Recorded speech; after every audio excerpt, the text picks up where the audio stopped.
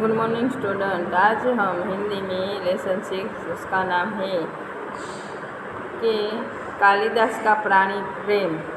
तो उसके बारे में लेखक के बारे में हम पहले अभ्यास करेंगे। उनके लेखक है मोहन राकेश। उनका जन्म सन 1925 में निधन 1972 में हुआ था।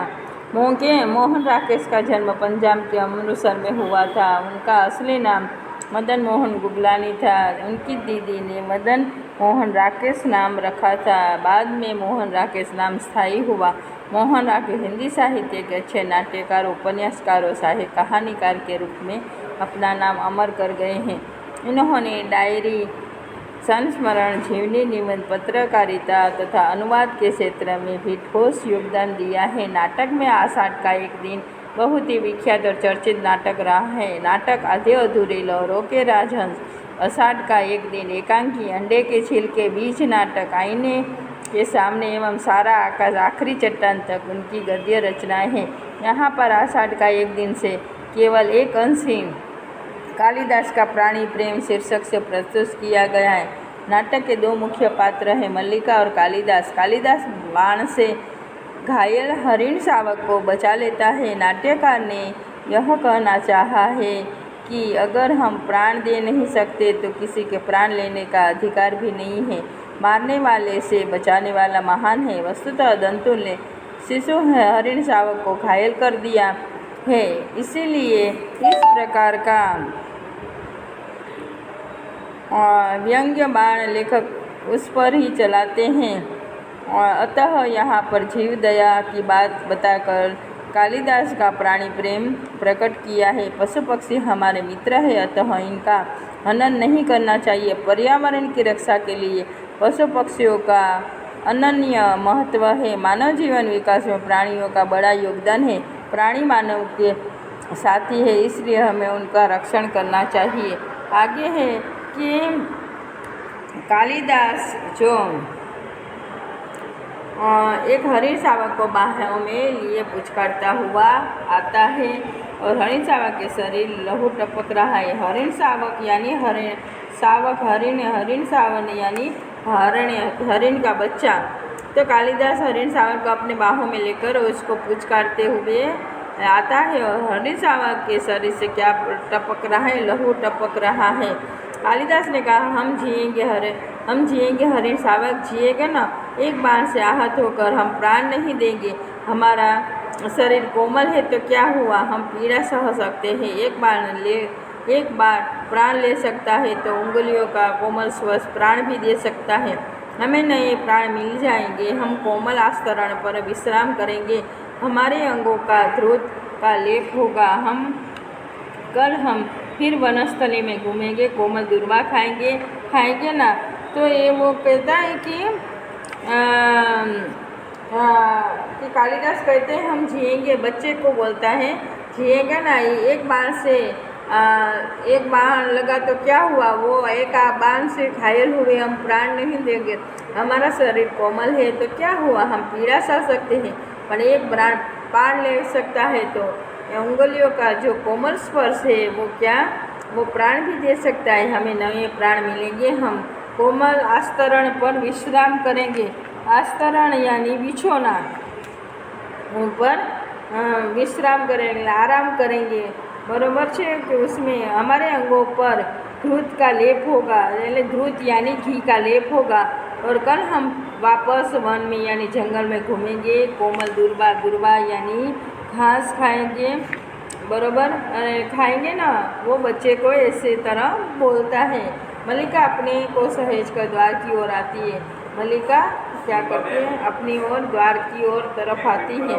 मल्लिका कहती हैं, यह आहत हरिण शावक यहाँ के ऐसा कौन व्यक्ति है जिसने इसे आहत किया है? क्या दक्षिण की तरह यहाँ भी कि क्या हो हरिण शावक के इसको किसने मारा है? तो ऐसा कौन व्यक्ति है जिसने इसको घायल किया? क्या दक्षिण की तरह यहाँ भी ऐसा ही है कि? तो कालिदास कहते, आज गांव प्रदेश में कई नई आकृतियाँ देख रहा हूँ। झरोखे के पास जाकर आसन पर बैठ जाता है कि आजकल हूँ गांव प्रदेश में कई नई आकृति यानी आकृति को देख रहा हूँ। झरोखे एरिया में खिड़की के पास जाकर आसन पर बैठ जाता है। राज्य के कुछ कर्मचारी आए हैं। राज्य के કેટલાક કર્મચારી आया છે कि हरिण शावक को वृक्ष को से सटाकर थपथपाने लगता है। हरिण शावक को वृक्ष यानी छाती के नज़दीक लाकर उसको थपथपाने लगता है। हम सोएंगे, हाँ थोड़ी देर में सो लेंगे, हमारी पीड़ा दूर हो जाएगी, परंतु उससे पहले हमें थोड़ा दूध पी लेना है। मल्लिका, थोड़ा दूध हो तो किसी भाजन में ले आओ। तो कहते हैं हम सो जाएंगे, लेकिन हम थोड़ा सा सो लेंगे तो हमारी जो पीड़ा है, दुख है, वो दूर हो जाएगी, परंतु हमें पहले थोड़ा दूध पी लेना है। मल्लिका, थोड़ा दूध किसी में लेकर आओ। मल्लिका कहती, माँ ने दूध ओटा कर रखा है, देखती हूँ। तो उस चूल्हे के निकट रखे बर्तनों के पास जाकर देखने लगती है, यानी कि माँ ने दूध रखा है कि ओटा कर यानी गरम करने के लिए रखा है, तो वो चूल्हे के निकट रखे बर्तनों के पास देखने लगती है। अभी अभी 2-3 राज्य कर्मचारियों को हमने घोड़े पर जाते देखा है। माँ कहती है कि जब ये लोग आते हैं कोई न कोई अनिष्ट होता है। वर्षा के रोमांच के बाद मुझे यह बहुत विचित्र लगता है। तो बोलता है कि अभी 2-3 राज्य के जो कर्मचारी हैं वो हमने घोड़े पर जाते देखा है। माँ कहती है जब ये लोग आते हैं कोई न कुछ अनिष्ट यानी खराब होता है कि वर्षा के रोमांच के बाद ये सब कुछ विचित्र लगता है। दूध का बर्तन उठाकर दूध खुले बर्तन में उड़ेलने लगती है। तो दूध का बर्तन उठाकर जो खाली दूध खुले बर्तन है उसमें डालने लगती है। माँ आज बहुत रुष्ट है यानी निराश है। हरिण शावक कालिदास हरिण शावक को बाहों में झुलाने लगता है। तो क्या करता है जो कालिदास है, हरिण शावक को क्या कहते हैं, पहले उससे झुलाने लगता है। कालिदास कहता है हम पहले से सुखी हैं, हमारी पीड़ा धीरे धीरे दूर हो रही है, हम स्वस्थ हो रहे हैं। न जाने इसके रुई जैसे कोमल शरीर पर उससे बाण छोड़ते बना कैसे यह कुलांच भरता हुआ मेरी गोद में आ गया।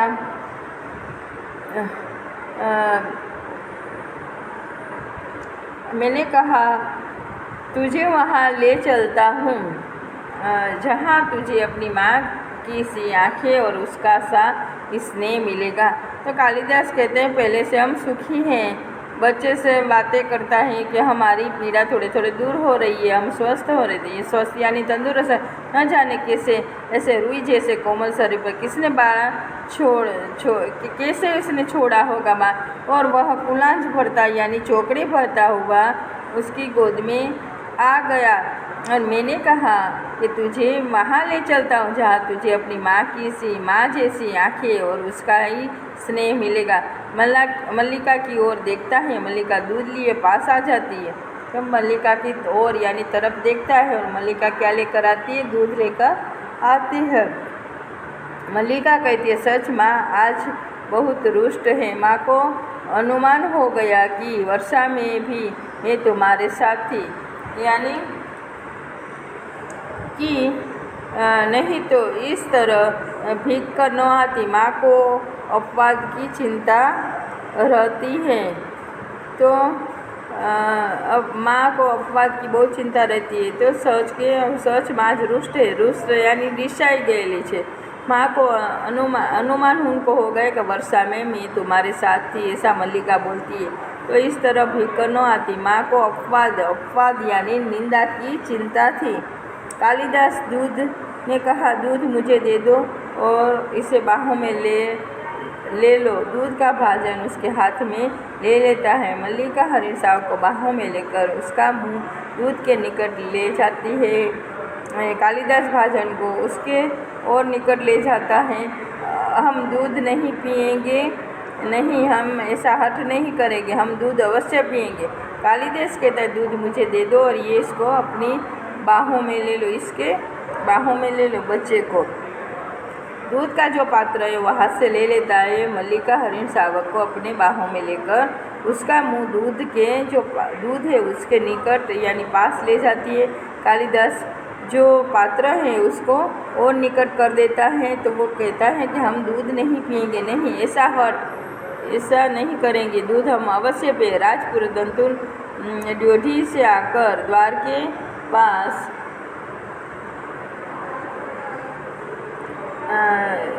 राजपुरुष दंतुल ड्योढ़ी से आकर द्वार के पास रुक जाता है। क्षण भर वह उन्हें देखता रहता है। कालिदास हरिण शावक को हरिण को मुंह से दूध पिला देता है, ऐसे।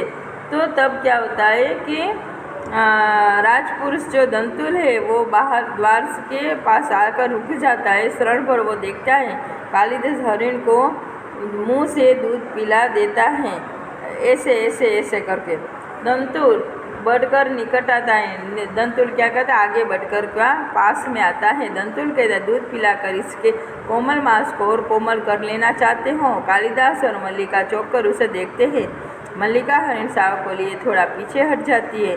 कालिदास दूध का भाजन आसन पर रख देता है। दंतुल क्या कहते हैं, दूध पिलाकर इसे कोमल मांस को तुम और कोमल बना लेना चाहते हो। कालिदास और मल्लिका चौंक कर उसे देखते हैं। मल्लिका हरिण शावक के लिए थोड़ा पीछे हट जाती है। कालिदास दूध का जो पात्र है आसन पर रख देता है। कालिदास कहता है, जहाँ तक मैं जानता हूँ कि हम लोग परिचित नहीं हैं, तुम्हारा एक अपरिचित घर में आने का साहस कैसे हुआ। दंतुल एक बार मल्लिका की ओर देखता है, फिर कालिदास की ओर। तो कालिदास कहता है, जब तक मैं जानता हूँ कि हम लोग परिचित नहीं यानी अपरिचित है, और तुम्हारा एक अपरिचित यानी अजाना घर में आना, इतनी हिम्मत तुम्हारी कैसे हुई।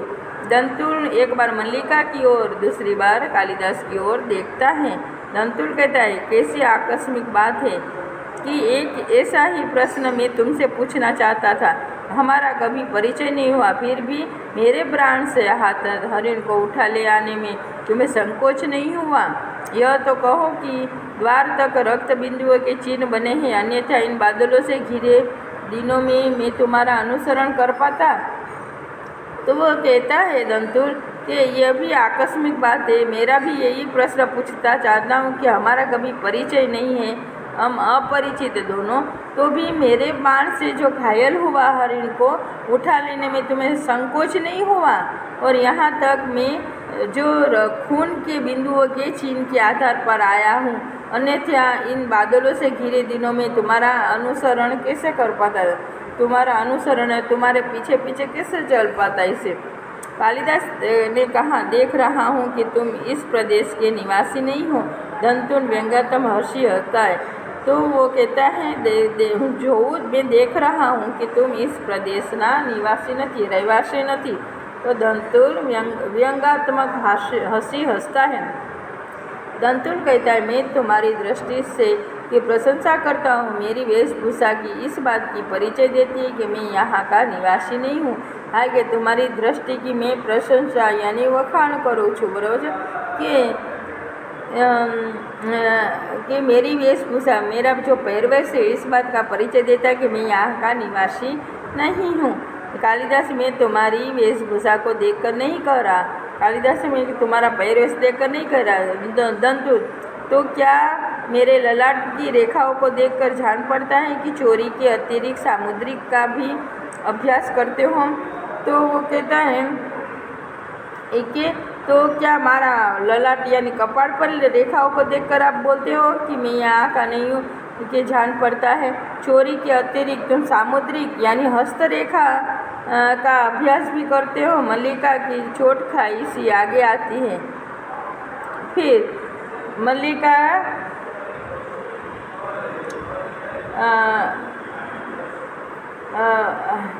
मल्लिका चोट खाई सी कुछ आगे आती है। तो मल्लिका कहती है, तुम्हें ऐसा लाछन लगाते लज्जा नहीं आती कि तुमने आવું खोटू आरोप लगाता लज्जा शर्म नहीं आती है।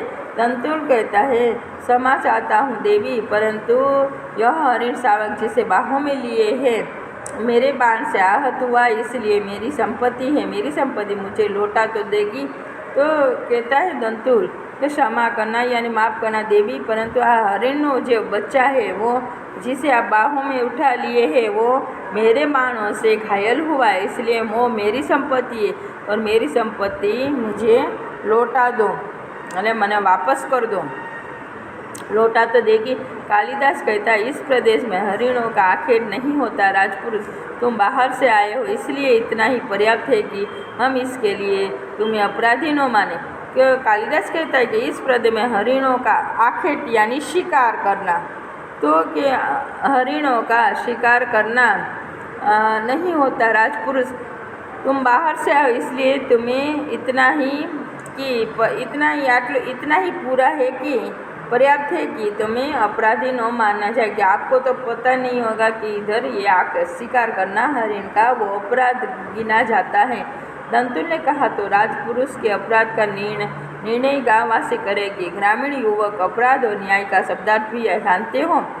तो दंतुल कहता है कि तो राजपुरुष के अपराध का निर्णय गांववासी करेंगे, आप नहीं। ग्रामीण युवक अपराध और न्याय का शब्दार्थ भी जानते हो। कालिदास के शब्द और अर्थ राजपुरों की संपत्ति जानकर आश्चर्य हुआ। कालिदास ने कहा शब्द और अर्थ राजपुरुषों की संपत्ति जानकर आश्चर्य। दंतुल ने कहा समझदार व्यक्ति जान पड़ते हो, फिर भी नहीं जानते कि राजपुरुषों के अधिकार बहुत दूर तक आते हैं। मुझे देर हो रही है, यह हरिण शावक मुझे दे दो।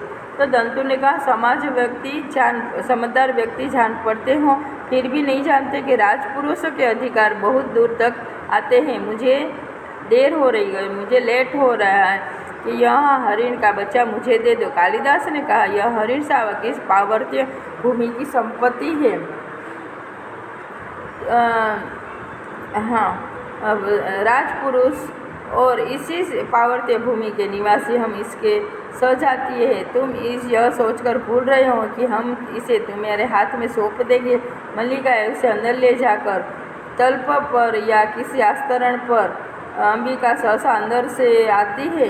तो कालिदास कहता है यह हरिण पार्वतीय भूमि यानी पर्वतीय भूमि की संपत्ति है। राजपुरुष के इस पर्वतीय भूमि के निवासी हम इसके सजातीय उसके जैसे ही है। तुम यह सोचकर भूल गए हो कि हम इसे तुम्हारे हाथ में सौंप देंगे, इसको हम आपके साथ में नहीं सौंपेंगे। मल्लिका इसे अंदर ले जाकर तल्प या आस्तरण पर कि मल्लिका इसको अंदर ले जाकर यानी बिस्तर पर बिछोने पर ऐसा बोल के अंबिका सहसा यानी तुरंत ही वो अंबिका अंदर से आती हैं। अंबिका कहती है कि इस घर में तल्प और आस्तरण हरि शावक के लिए नहीं है। तो वो कहती है कि अंबिका कहती है इस घर के तल्प यानी सुखाचे शैया અને आस्तरण बिछोना हरिणों के बच्चे के लिए नहीं है। मल्लिका कहती है तुम देख रही हो माँ। तो मल्लिका कहती है तुम देख रही हो माँ, तुम देखती हो। अंबिका कहती है हाँ देख रही हूँ, इसलिए तो कह रही हूँ तल्प और आस्तरण मनुष्य के सोने के लिए है, पशुओं के लिए नहीं। तो उसकी अंबिका कहती है कि हाँ देख रही हूँ, इसीलिए कह रही हूँ कि जो तल्प यानी शैया जो और बिछोना है वो मनुष्यों के सोने के लिए है, पशुओं के लिए नहीं। कालिदास कहता है इसे मुझे दे दो मल्लिका। तो कालिदास क्या बोलता है इसको मुझे दे दो। मल्लिका दूध का भाजन नीचे रख देता है और बढ़कर हरिण शावक को अपनी बाहों में ले लेता है। इसके लिए मेरी बाहों का आस्तरण ही पर्याप्त होगा, मैं इसे घर ले जाऊंगा। द्वार की ओर चल देता है। तो वो कहता है कालिदास कहता है इसे मुझे दे दो। मल्लिका दूध का जो पात्र है वो नीचे रखकर और आगे बढ़कर हरिण शावक को अपनी बाहों में ले लेता है और इसके लिए मेरी बाहों का आस्तरण यानी बिछोना ही पर्याप्त है, मैं इसे घर ले जाऊंगा और द्वार की ओर चल देता है। दंतुल कहता है और राजपुरुष दंतुल तुम्हें ले जाते देखता रहेगा। दंतुल कहता है और राजपुरुष दंतुल तुम्हें ले जाते देखते रहेगा। कालिदास कहता है यह राजपुरुष की रुचि पर निर्भर करता है, बिना उसकी ओर देखे योधी में चला जाता है। तो क्या करता है कि दंतुल और कहता है और राजपुरुष दंतुल तुम्हें ले जाते देखते रहेगा और वो राजपुरुष की रुचि पर निर्भर करता है, रुचि यानी रस पर निर्भर करता है, बिना उसकी ओर देखे वो योधी में चला जाता है। दंतुल कहता है, राजपुरुष की रुचि और रुचि क्या होती है, संभवतः इसका परिचय तुम्हें देना आवश्यक होगा।